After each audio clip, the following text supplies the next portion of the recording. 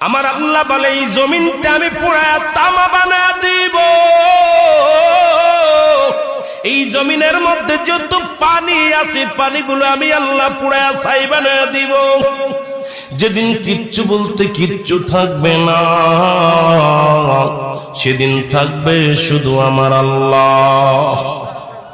আজকে কার জন্য সুদ খাও, কার জন্য ঘুষ খাও, কার জন্য ব্যভিচার করো, কার জন্য অন্যায় করো রে মন, কার জন্য তোমরা এত বাহাদুরি করো।